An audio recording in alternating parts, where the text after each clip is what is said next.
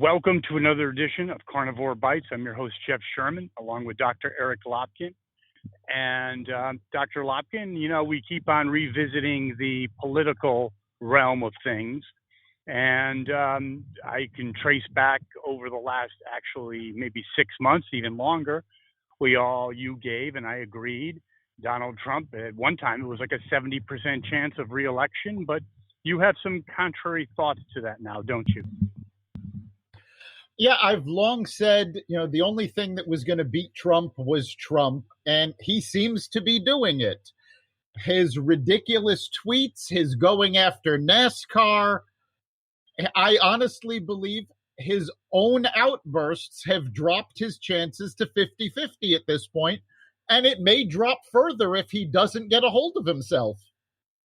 Getting a hold of himself is the key operative word, to be quite honest with you.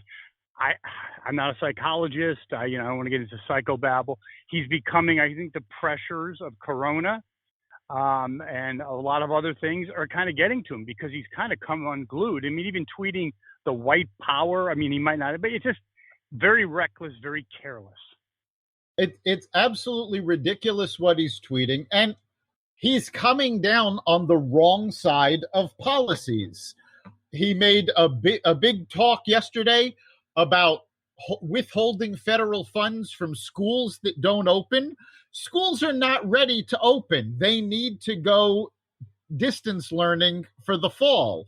And he's on the wrong side of that. And he keeps tweeting these ridiculous accusations.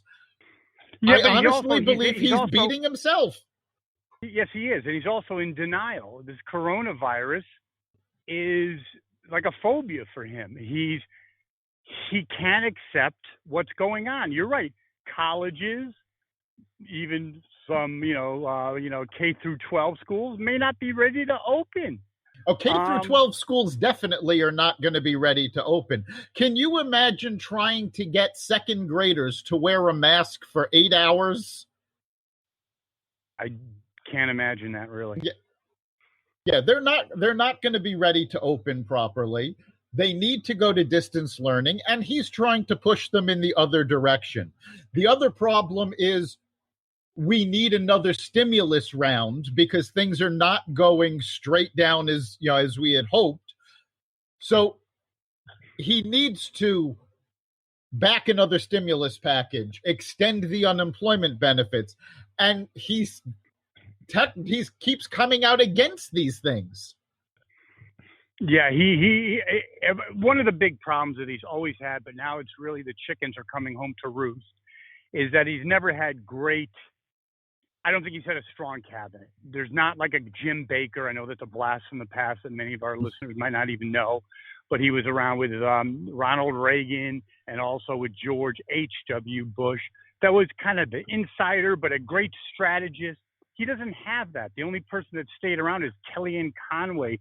And I'd say she's she's a decent media person in her day, but she's not a policy person. She's not going to give him the right information. I think that's what's sorely lacking in his administration. No, she's definitely not a policy person. I give her credit for being a good spokesperson. She's a good media liaison, but she's not a policy person. I think, though, what's actually going on is that for the last 4 years, Trump has been under constant siege. And I think it's gotten to him. And now when the crisis is real, he's still responding as though, no, it's just another attack on him.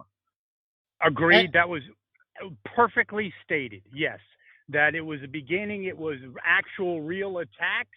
And real attacks, a lot of it, most of them unwarranted.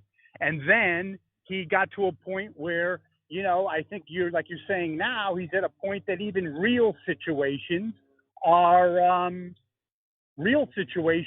he's interpreting as attacks, personal attacks on him. And I think it's really backfired. I mean, you gave him a 70% chance of winning re-election at one time, and I agreed with that. At one time, yes. And now I think it's about a 50-50. I think the only thing that's really going to save him is Joe Biden. Because if they the do one debate, thing. do you think they will debate? I do think they will debate. I think the one saving grace, well, two saving graces right now that Donald Trump has. One is that Joe Biden is a terrible candidate.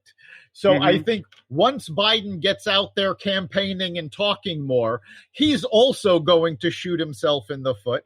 And I think it's going to be a contest as to which candidate does themselves the most damage, and the other will win.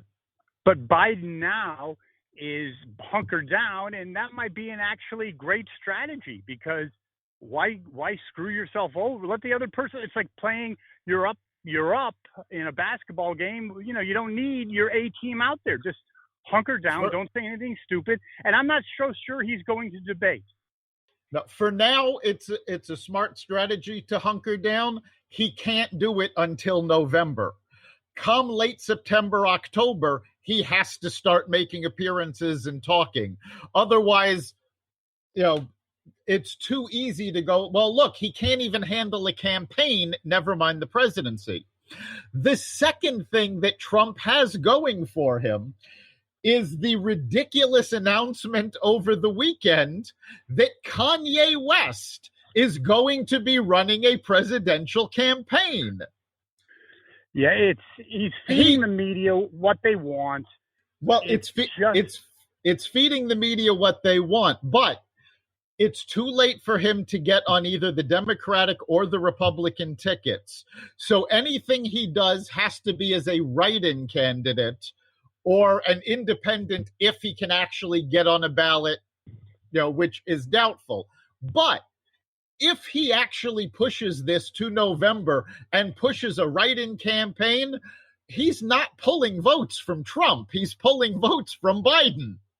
Yeah, it's.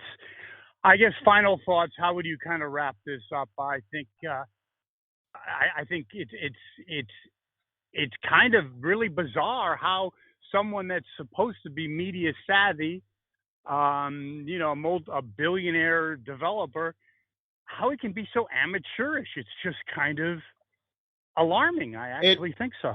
It really is. I mean, again, he's been amateurish through his entire presidency. I still love the best quote I heard about him was, he does the right thing in the worst possible way. Well, now he's not been doing the right thing. Now he's just flipped. He's on the wrong side of issues. He's tweeting himself to death. And I think right now, because Biden is such a lousy candidate, I still give Trump a 50-50 chance. If the Democrats had put up a strong candidate, I wouldn't even give Trump that at this point. No, it slips me. Amy Klobuchar, I think, would be. Amy Klobuchar would have beaten Trump in a general. No question about it. So I guess that concludes this edition of Carnivore Bites. It is fascinating. And I think I just want your final thought on this, Dr. Lopkin. I think it's going to escalate, not de-escalate, in terms of his unraveling. That is my prediction. What do you say? That's a fairly safe bet. The way he's been going, it doesn't look like he's going to rein himself in anytime soon. If his advisors can't do it, he will lose the next election. Very good. This concludes another edition of Carnivore Bites. We'll be back next week with another edition. Thank you very much. And we also have a interesting show coming up on Friday, a nutritionist that, it's kind of apropos. People are looking at their health. And you've always been a proponent of alternative medicines anyway, haven't you, Dr. Lopkin? I have a lot of them are fantastic. Like anything, you need to look into them. But we'll be talking about the power of nutrition and how we can stay healthy in the middle of this pandemic. Fantastic. Thank you very much, Dr. Lopkin. See you then. You've been listening to Carnivore Bites, part of the Exvadio Podcast Network. You can catch us every week on carnivoreradio.com, exvadio.com/podcasts, the Apple Podcast Store, Google Play, Spotify, iHeartRadio, and wherever you find podcasts.